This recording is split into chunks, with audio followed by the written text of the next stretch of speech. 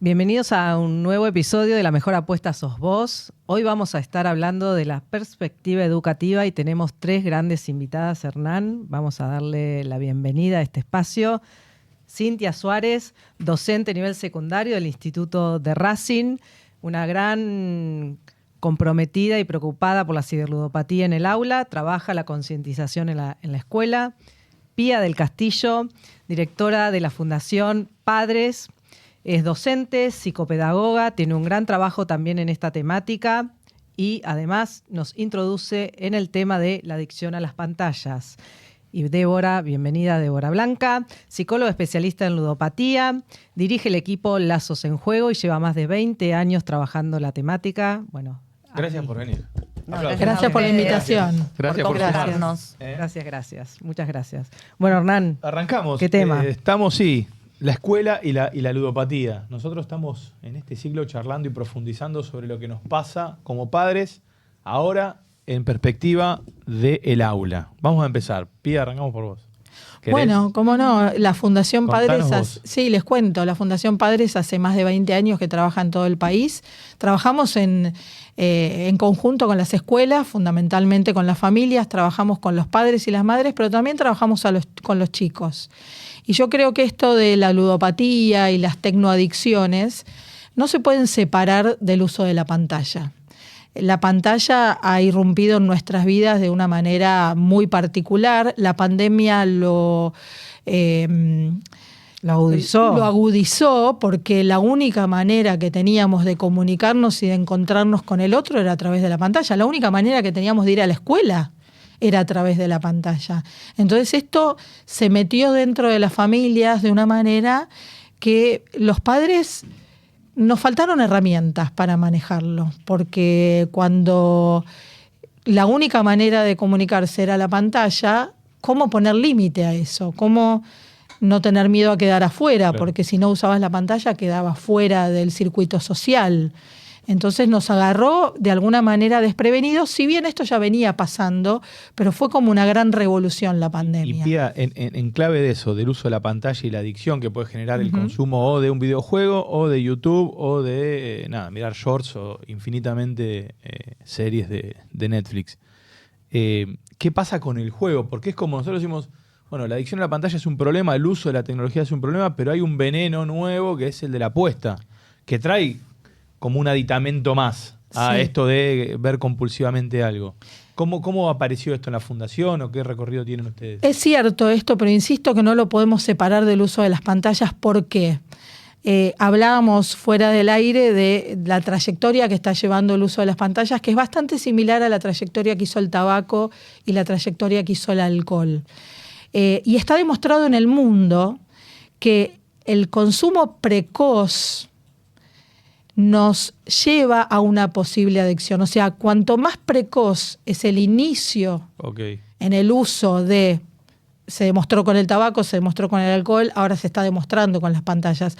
Cuanto antes empezamos a consumir la tecnología, las pantallas, más posibilidad tenemos de generar una adicción, porque hay un sistema de recompensa muy complejo a nivel cerebral que está pensado para que esto suceda. Dentro de esto aparece el juego en una cultura donde la inmediatez, la recompensa tiene que ser inmediata, donde no podemos posponer y donde también los chicos son muy frágiles, ¿no? Ahora se escucha mucho hablar de la generación de cristal entre los músicos jóvenes conocidos. Bueno, yo creo que esta generación de adolescentes es un poco una generación de cristal en el sentido de que no les hemos podido dar las herramientas socioemocionales para enfrentar estos peligros que están y que van a seguir estando. Habilidades socioemocionales como el autoconocimiento, la empatía, la toma de decisiones fundamental, corteza prefrontal, esperar, ¿no? Esperar para la recompensa, controlar los impulsos, no todo es ya. Y hemos sido un poco una generación de padres, porque no tenemos que poner la mirada solo en los chicos. La gran responsabilidad es del adulto. No, claro. ¿Sí? Porque el joven, el adolescente, el niño vive una realidad construida por el adulto. Entonces nosotros como adultos les hemos por protegerlos, por no querer hacer por ahí lo que hicieron con nosotros, por esta contraposición generacional, los hemos dejado crecer muy solos. Y cuando yo hablo con los chicos y les pregunto por qué consumen, en líneas generales, ¿no? Pantallas, alcohol, drogas, mayormente los chicos responden por soledad. Y cuando un chico de 14, 15, 16 años te dice que consume por soledad, te interpela mucho como adulto, ¿no? El otro día le preguntaba a un grupo de chicos de secundaria, ¿qué nos pedirían ustedes a nosotros como adultos? Y se levantó un chico, imagínense un grupo de 70 adolescentes entre 15 y 16, 17 años, y se levanta uno y me dice, yo quiero pedir algo. Me quedé helada, dije, ¿ahora qué va a pedir? Ejemplo y responsabilidad. Solo 2 palabras, dijo. Ejemplo y responsabilidad. Y creo que es lo que hemos perdido un poco los adultos, ¿no? Ser ejemplo, autoridad. La autoridad es educar desde un lugar de referencia. La autoridad no es autoritarismo. Sí, claro. La autoridad es ser un referente para que mi hijo, mi hija o un hijo me mire y diga, es por ahí, no es por allá. Sí, total. ¿No? Es tener esta referencia. Entonces, nos falta acompañar, guiar a nuestros hijos en el desarrollo de habilidades socioemocionales, porque está demostrado en el mundo, y lo dice la Organización Mundial de la Salud, que los programas preventivos más eficaces son aquellos que desarrollan en los niños y en los adolescentes las habilidades socioemocionales. ¿Y cómo hacerlas, no, Mari? Fortalecer esas habilidades y la vinculación de los adultos con el mundo de los niños ahora con la aparición de las pantallas, porque como bien decías, y me hace mucho sentido, y a mí me preocupa mucho el juego como ese plus, ese venenito que aparece en la tecnología, pero ¿cómo hacemos nosotros para abarcar todo el problema, ¿no? Sí, yo creo que ahí es importante, y te voy a preguntar a vos, Cintia, también el aula, ¿no? Hablamos de habilidades emocionales, de un montón de que hoy serían como herramientas más soft, más blandas, que quizás nosotros no fuimos educados en inteligencia emocional, no fuimos educados en esa parte, hoy es muy importante dentro del ámbito educativo. Bueno, y cómo el aula es un reflejo también de lo que bien nos estaba diciendo recién Pía. ¿Cómo abordamos esto? ¿Se está hablando, no se está hablando? ¿Cómo se ve?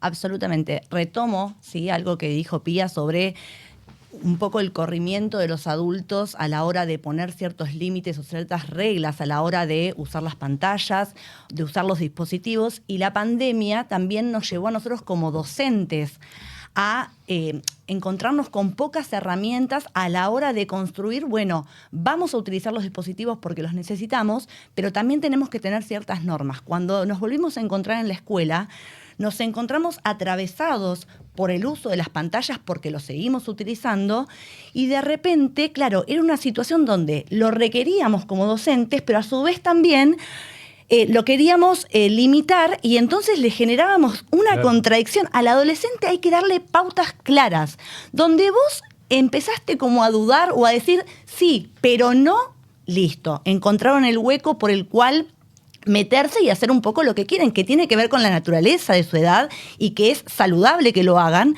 pero ahí está uno donde, bueno, hay que organizarlo, ¿no? Y nos encontramos atravesados por una realidad que no esperábamos y con pocas herramientas y poca formación, ¿sí? Digo, en el mundo docente. A mí me tocó la pandemia principalmente cubriendo un rol de directivo de un nivel secundario, con lo cual fue muy fuerte atravesarlo y ahí, una vez que volvimos a la escuela, es donde empezaron los docentes que estaban en el aula en ese momento a percibir esta cuestión de estar permanentemente conectados, ¿sí? Estar permanentemente jugando, esperar los espacios de distracción del docente para hacer una partida, cargarle saldo, ¿sí? Pero todavía ellos lo interpretaban como algo que no estaba bien, como algo que tenían que esconder. Pero poco a poco, y ya ahí hablo de mi rol en el aula, lo empezábamos a ver como algo que no lo podían controlar. Cuando vos no podés controlar que no está bien, que es algo que te pueden sancionar y ya no te importa, es porque es más fuerte la compulsión a hacerlo, ¿sí? Y ahí ya era una preocupación, digo, de compañeros docentes, de directivos. Esto es cómo lo abordamos. Y tengo una pregunta, los chicos. Sí. ¿Qué dicen esto cuando decíamos le damos el lugar a los pibes? ¿Cómo aparece esa conversación entre los que no juegan? Que dicen, che, ¿pasa algo, no pasa? A ver, en principio uno empieza como, bueno, guarda el celular, vamos a prestar atención a la clase, ¿no? Y cuando ya empezás a ver que es algo que no lo pueden controlar, ahí ya empezás con la charla pormenorizada, intentando llegar al alumno desde otro lugar porque algo está pasando. Ellos, a ver, en principio lo minimizan, lo tienen controlado. Bueno, como todo aquel que tiene una adicción, ¿no? Lo tienen controlado, pero por otro lado también entienden que, piensan mejor que entienden, que nosotros desconocemos esa lógica, como que no manejamos el mismo lenguaje que ellos. Entonces, es ahí donde uno tiene que tratar de bajar y hablar de una manera que pueda conectar con los chicos. Porque si entramos desde no, porque esto no se puede hacer, porque tal, listo, perdimos la batalla, ¿no?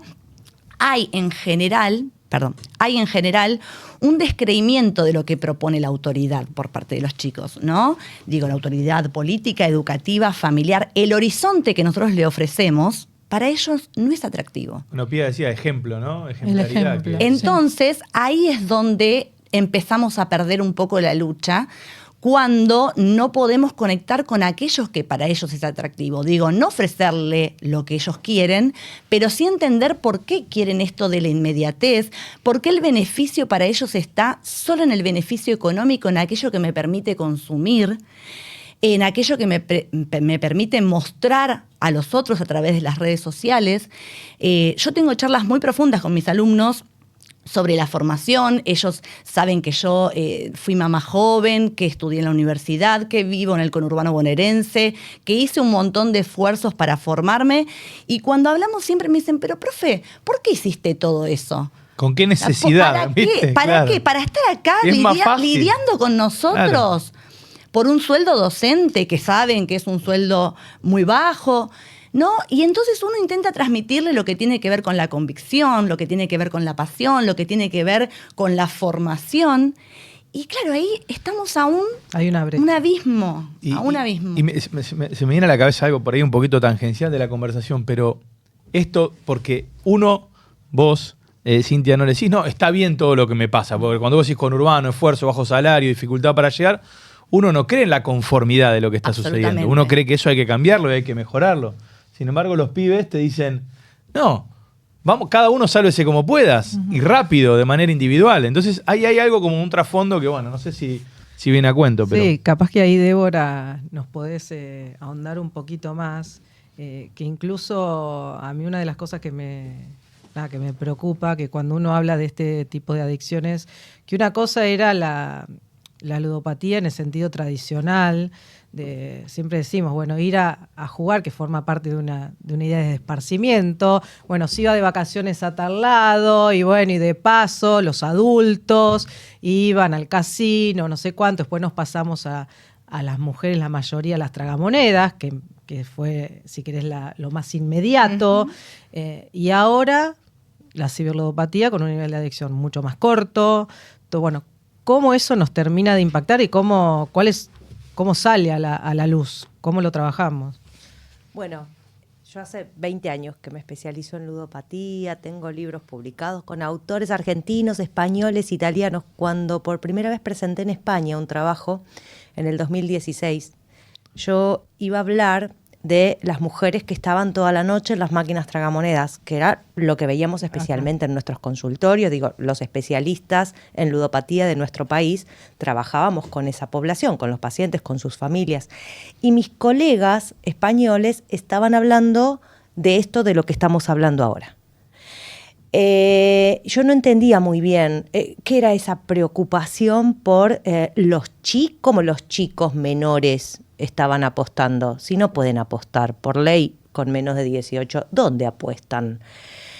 Mucho enojo también, por ejemplo, en relación a cómo había cambiado el deporte, por qué los relatos de fútbol y los partidos estaban llenos de carteles y todo era interrumpido por el empuje a la apuesta.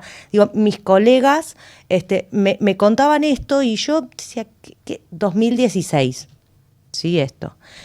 Claro, ahora entiendo de qué estaban hablando. Lo fuerte también es darse cuenta de que había antecedentes de esto que estamos viviendo, que ya se vivió en otros países.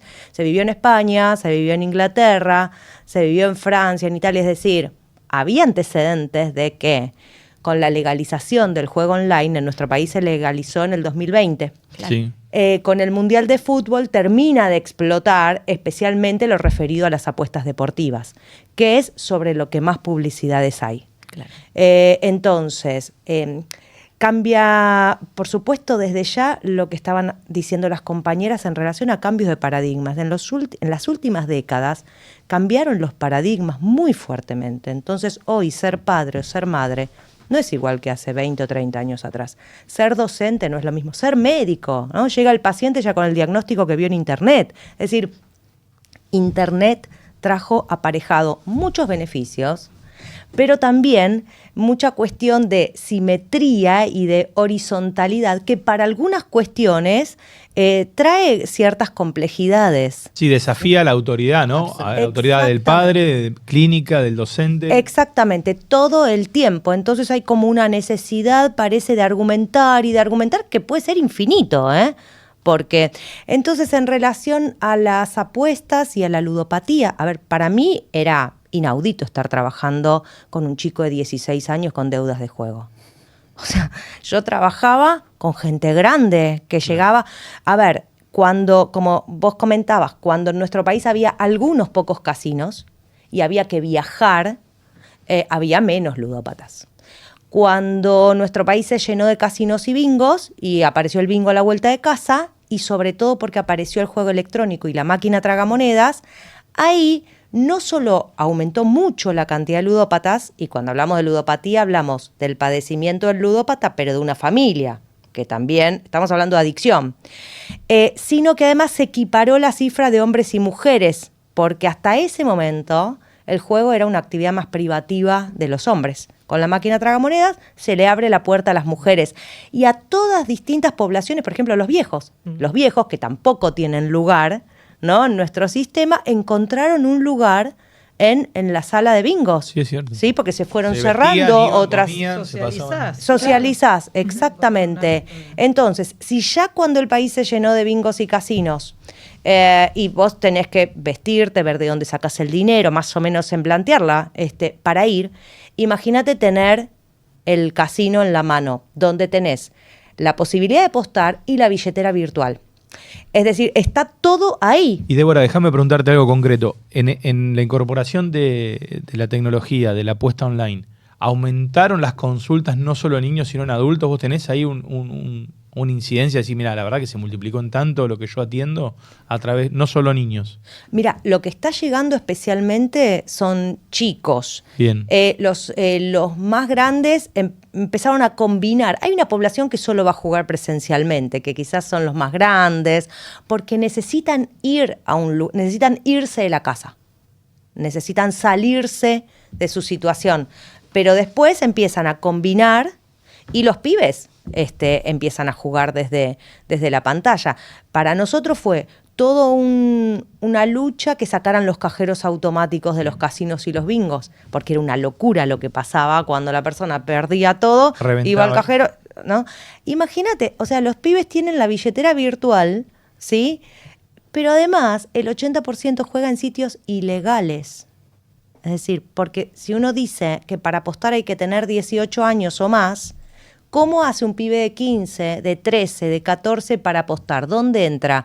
¿A una empresa que cumple con las condiciones que el Estado puso cuando se legalizó o a un sitio ilegal? ¿No? Es tal cual, porque discutíamos mucho con Mari el tema de la publicidad y cómo la cultura del juego impacta, porque a los pibes vos le decís, che, está buenísimo, pero vos no podés. ¿Cómo está buenísimo, pero yo no puedo? Yo te tengo que decir que está malísimo, no que está buenísimo, pero vos no podés cuando cumpla 18. ¿Y el pibe qué va a hacer? ¿Va a esperar a cumplir 18? No. Y va a ser una etapa de rebeldía. Olvidate, Todo va a lo que dicen filtrar. que no es. Sí. Va a filtrar por todos lados Sí. y va a... Maricel, el micrófono, por favor. Sí. No somos Es que viste que ahí dice no gente somos de radio, nosotros no somos gente de radio. El adolescente de por sí, Pero- por su propia naturaleza, tiende a transgredir, Claro. a oponerse. El problema es cuando no hay un otro, un adulto que sostiene. No, y el problema, Pía, es cuando la cultura del juego impera a través de la publicidad, Totalmente. aunque sea de los legales, donde perforan la cabeza de los chicos y los chicos van a filtrar. Pero quiero decir ¿no? algo que El estamos 80% viendo. que Sí, vale ilegal. pero lo que estamos viendo es el tema en los padres también. No que apuesten, sino que, a ver, muchos padres, yo estoy dando charlas a padres, charlas abiertas a la comunidad, y es impresionante lo que se escucha. Muchos padres no saben que los chicos apuestan, Claro. pero muchos otros sí. Y lo que dicen es, pero yo no le puedo decir que no apueste porque lo hacen todos. Lo Bueno, mismo claro. pasó con el alcohol. Claro.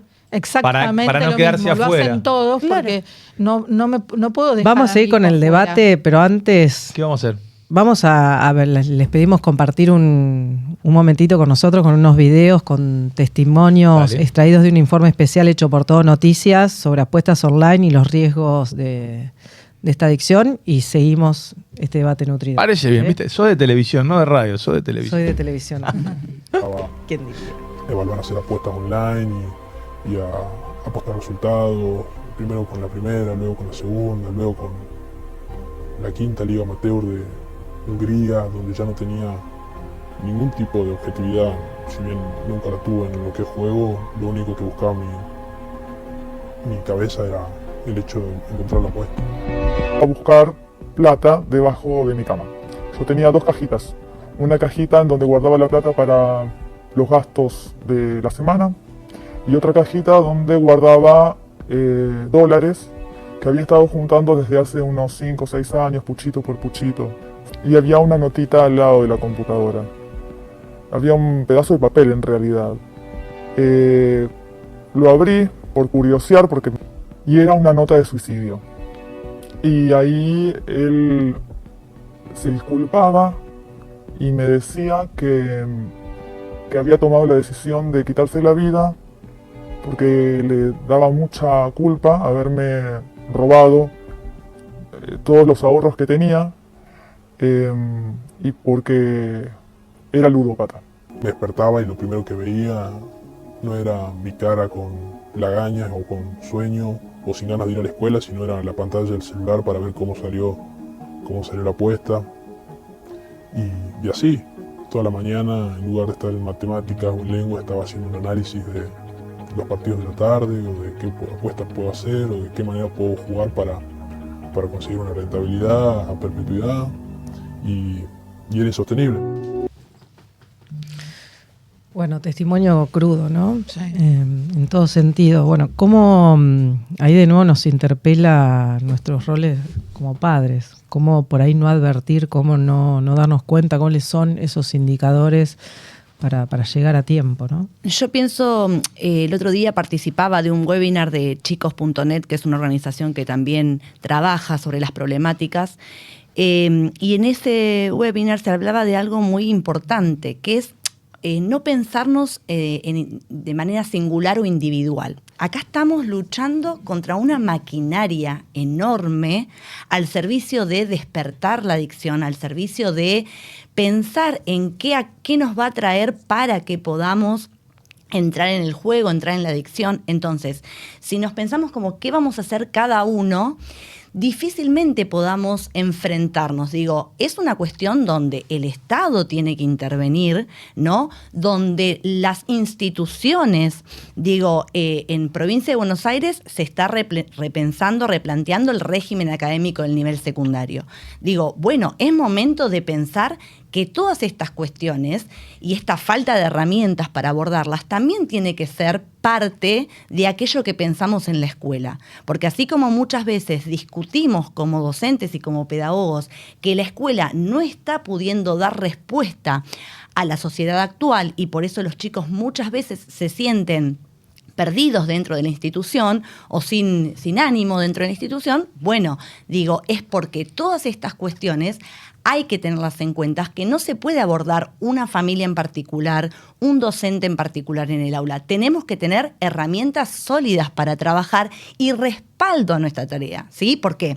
Porque digo, y hablo desde la institución educativa, ¿no? Si nosotros como institución educativa, como sistema educativo, tenemos una concepción de de que no hay una recompensa, de que no hay una diferencia entre, no es lo mismo venir y pasar el tiempo que poder lograr una construcción propia dentro de la escuela, que no es lo mismo estar adentro que no estar, ¿sí? Claro. Que hay una diferencia. Y si no trabajamos en que la escuela hoy es lo más contracultural que hay. Hoy la escuela es lo que propone un pensamiento disruptivo, revolucionario, ¿sí? Porque adentro de la escuela hacemos lo que no se hace en ningún lado. Entonces, si no trabajamos desde esa perspectiva, difícilmente vamos a llegar a los chicos y difícilmente vamos a lograr cambios, ¿sí? Porque los vamos a estar cada vez más lejos en esa brecha generacional. Porque en un punto, y paso la pelota, se compite contra un fantasma, que es el fantasma del éxito que transita por otro lugar distinto al que transitó esta sociedad, nosotros que ya fracasamos. Sí, por eso entonces, ahí hay algo muy profundo para discutir con los pibes. Sumo a esto que decías y coincido absolutamente a las familias, ¿no? Las familias son la célula básica de la sociedad.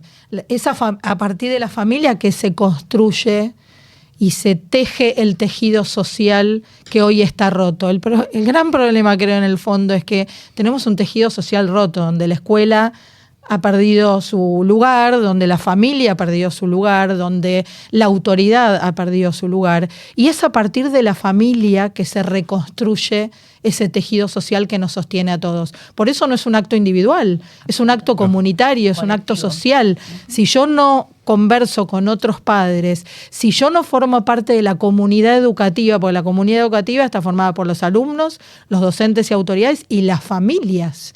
Entonces la escuela tiene que trabajar con la familia tiene que trabajar con la escuela y necesitamos que el Estado, las autoridades competentes que tienen a su cargo regular y ordenar esto, lo hagan para nosotros tener ese respaldo. Y también necesitamos el compromiso de las empresas, porque las empresas deben ser socialmente responsables. Una empresa está muy bien que gane dinero, porque para eso se hace una empresa, pero tiene que cuidar a sus consumidores, tiene que cuidar a sus usuarios, ¿no? Sí. Una empresa de alimentos, de apuestas, de bebidas, de lo que fuera, siempre tiene que cuidar a sus consumidores. Y ahí es donde también tiene que intervenir el Estado para ayudarnos a las familias, para que cada uno asuma su rol. La escuela haciendo lo que tiene que hacer, la familia haciendo lo que tiene que hacer, las empresas haciendo lo que tienen que hacer y el Estado haciendo lo que tiene que hacer. Por eso es un hecho absolutamente comunitario y social y no puede ser individual de ninguna manera. Débora, sí. No, es que yo la escuchaba a Pía, bueno, a las dos compañeras. El Estado es... A ver, todos. Yo no sé si está roto, está claro que sí, ¿no? Que algo se rompió, pero lo que creo es que no vamos a volver al siglo XX, o sea... No. Entonces, ¿qué hacemos ahora? Yo creo que es un momento de transición. Creo que estamos cabalgando entre paradigmas, no sabemos muy bien hacia dónde nos estamos dirigiendo, pero creo que es fundamental todo lo que estamos hablando, porque necesitamos, también es colectivo, esto de, bueno, a ver, pensemos, debatamos, qué sé yo, está bueno que el celular esté en la escuela. A mí me parecía súper interesante lo que vos decías, lo que implicó la pandemia, lo que implicó el confinamiento, donde todo fue a través de las pantallas. Bueno, en nuestro caso, en el caso de los psicólogos, tuvimos que rearmar todos los tratamientos. ¿Quién atendía virtualmente? O sea, todos los pacientes venían a los consultorios, a las instituciones. De repente apareció Zoom, aparecieron plataformas, empezamos a armar todo con una modalidad virtual y todos tuvimos que ayornarnos, ¿no? Ahora, este es otro momento. Lo que pasa es que todavía siguen secuelas de pandemia y van a seguir un tiempo. Entonces, en este momento y en lo venidero, ¿cómo hacemos? ¿Qué hacemos? ¿Hasta dónde el lugar de las pantallas? ¿Hasta dónde el lugar de lo virtual? ¿Cómo recuperar lo tridimensional, lo presencial? A mí me impresionó mucho el otro día, di unos talleres en una escuela y la pregunta que más aparecía, o sea, la consigna era como yo iba a hablar de apuestas online, de juego online y qué sé yo, los pibes tenían que escribir preguntas, opiniones, comentarios. La pregunta que más apareció, y a mí me impresionó, pero me llenó de esperanza también, fue ¿cómo hago para usar menos el celular? Yo nunca pensé que un adolescente iba a preguntar eso. O sea, yo me pregunto cómo hago para usar menos el celular, pero no pensé que un pibe que nació con el celular en la mano se pregunte cómo usarlo menos. Y me pareció esperanzador, porque digo, a ver, si ellos se están preguntando esto, entonces hay un espacio ahí. Es que ¿no? ahí te quería preguntar, Débora, no sé, yo siento que la presión que tienen los pibes Es enorme con el celular, en la necesidad de generar contenido, en la necesidad de validarse con otros, De ¿no? pertenecer. de pertenecer y en un punto, ahora con mucho menos recursos Total. por la edad, Total. para afrontar desafíos que quizás en un adulto son administrables. ¿Qué sé yo? Pienso, un chico que tiene un problema económico. ¿Cuánto significa un problema económico para una criatura que puede llevarlo a, como veíamos en el video, la posibilidad de suicidio? Y 10.000, 100.000, ¿cuántos pesos significa? Si bien la ludopatía impacta en todos, yo tengo ahí una sensación y me entusiasmó mucho lo que decía, bueno, que no vamos a volver al siglo XX. Bueno, ¿cómo hacemos para abordar esta situación ahora? Con los pibes tan expuestos y tan necesitados, y vuelvo a lo mismo, y esto decía Pía y Cintia, la idea de el sálvese quien pueda. Viste que vos sos tu propia marca, que vos sos tu propio negocio, que vos sos tu propio producto, y pasa en la política y pasa en todos lados. Y entonces perdemos los lazos con el otro y nos parece que estar con otros es una carga más que una oportunidad. O más que un abrazo, es un problema. Bueno, me parece que hay algo que es muy, muy conmovedor pensar, pero que es y ahí el Estado también, ¿no? ¿Cómo el Estado se para? Si el Estado se para desentenderse de todo, y bueno, o el Estado cuida a esa comunidad. Y tenemos una gran oportunidad. Yo creo que es una época, y coincido absolutamente con lo que acabas de decir, los chicos están pidiendo ayuda a gritos, porque estos son síntomas. El suicidio, el endeudamiento, son todos síntomas. Y por eso tenemos una gran oportunidad. Tenemos dos opciones: o miramos para el costado y seguimos con el sálvese quien pueda, o nos unimos de verdad en esta causa para salir adelante juntos, porque nadie sale adelante solo, menos en una adicción. En una adicción no solo está afectada la persona, está afectada la familia, su entorno, y a la vez el entorno puede generar una adicción o no. Entonces, ¿cómo transformamos esta realidad en entornos saludables, pero en serio? Lo digo porque la palabra saludable se minimiza, no se aliviana. Hablamos mucho de que las cosas fluyan. No, espera, las cosas no fluyen. ¿Sí? Yo soy una persona con el otro. ¿Sí? Eso no es fluir, es encontrarme con el otro, hablando de encuentro. La comunicación es encuentro, es mirada, es cercanía. Es que me parece esto es fundamental, porque una de las cuestiones que se trabaja con los padres es el lugar que el celular tiene en las casas, por ejemplo. Digo, ¿por qué hay que cenar con el celular sobre la mesa? ¿Cuánto dura una cena de lunes a viernes? ¿20 minutos? ¿Media hora con pibes? O sea, ¿cuánto? ¿Por qué los celulares tienen que estar arriba de la mesa? ¿Por qué tienen que estar ahí al lado del tenedor? ¿Por qué? Porque lo que yo veo muchas veces, lo veo en el colectivo, lo veo en el subte. Yo en la calle no voy con el celular y miro mucho. Al final, viste que en los 80, en los 90, yo soy de esa época, todos puteaban el televisor. Exacto. Bueno, Al final el televisor era bárbaro porque mirábamos todo Grande Paz. Claro, no sé, exacto, todos encontrábamos Lo que qué Miran mirar. Wage. Lo que pasa es que ahí hay un punto ¿O no? que retomo algo que decía Pia en su momento, que es no trasladarlo solo al chico o al adolescente. Digo, nos tenemos que mirar todos, Claro. y las familias, los adultos, los padres, muchas veces están perdidos su mirada en la pantalla. Claro. Celular, iPad, Netflix, lo que sea, ¿no? Y entonces hay una réplica por parte de los chicos, ¿no? De copiar muchas veces aquello que ve, de querer hablar y no encontrar un ida y vuelta, entonces recluirme en la conversación virtual con algún amigo por un grupo de WhatsApp. Entonces, es una práctica, bueno, en conjunto, trabajar esto de que hay que dedicar tiempo. Hay que ofrecer otras opciones, porque si la opción es simplemente no lo hagas porque te hace mal o porque, no sé, por cualquier cosa o un castigo, es imposible poder salir de ese círculo de invisibilizar al otro. La realidad es que la paternidad y la maternidad son un trabajo y requieren de tiempo y de atención. Entonces no es lo mismo darle un celular a un chico desde muy chiquito que sentarse en el piso a jugar. ¿No? Pienso en las maestras. Yo cuidé patio años de años como maestra. Hoy las maestras en los patios están mirando su celular. Bueno, en mi época agarrábamos la soga y nos poníamos a saltar. Ahora era mucho más tranquilo quedarte en un rincón tomando un cafecito.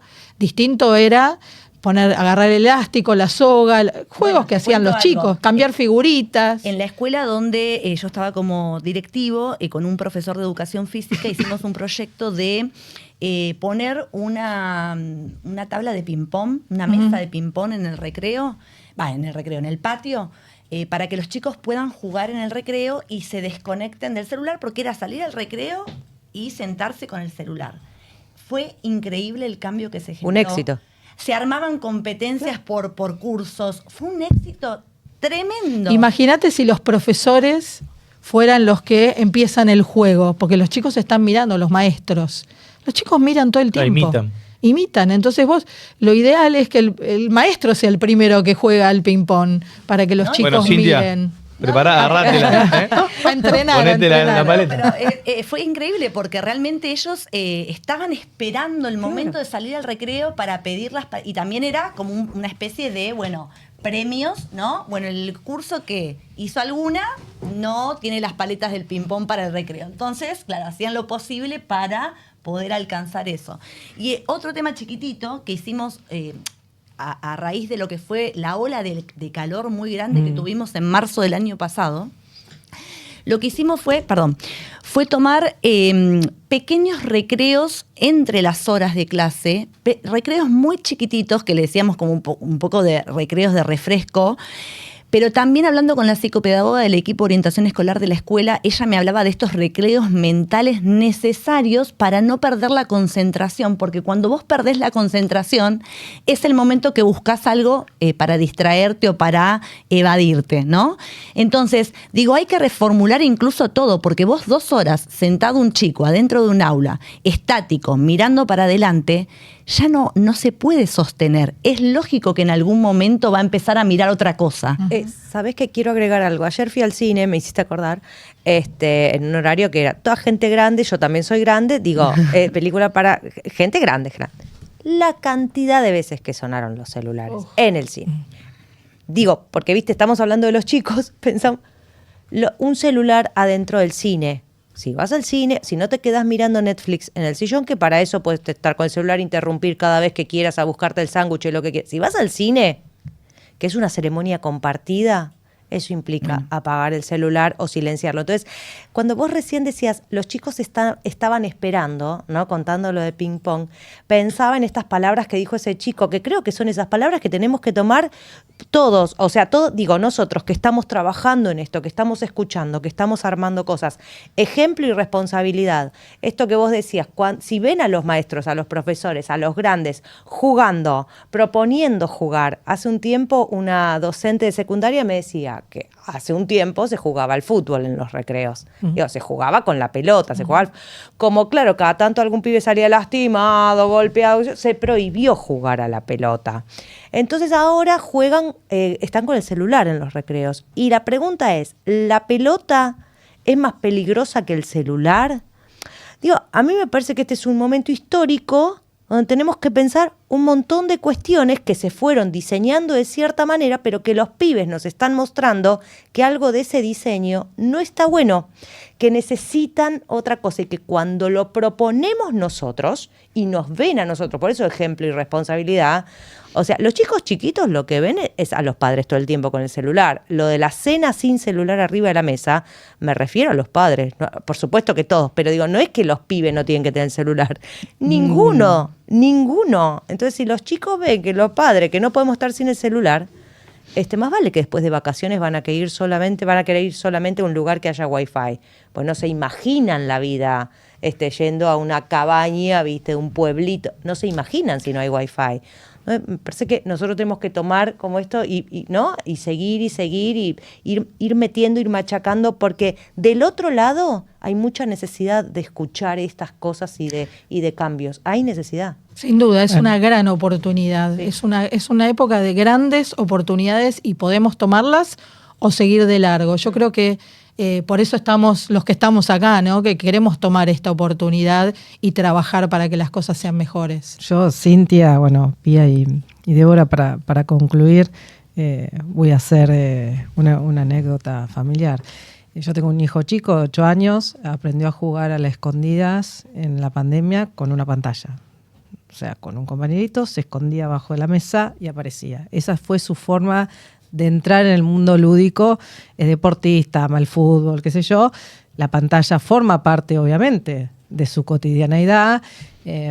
Y los desafíos que uno afronta como padre, que por ahí decíamos afuera de los micrófonos, al final algunas cuestiones como padres no fueron educados, hoy uno las trae a su ámbito familiar para decir, bueno, al final mis viejos en estos tenían razón, de la responsabilidad, del modelo, del ejemplo, y creo que nos interpela, bueno, qué calidad educativa le damos a nuestros hijos, qué ejemplo, cómo los educamos para un mundo en constante desafío, en un mundo a una velocidad de tecnología que nosotros no la hemos visto. Nacimos en otra cultura y eso que hemos visto bastante. Bueno, todo eso creo que está sobre la mesa y cómo el aula, cómo nosotros podemos acompañar a que sean mejores personas y que tomen las mejores decisiones de acuerdo al contexto en el que tengan, ¿no?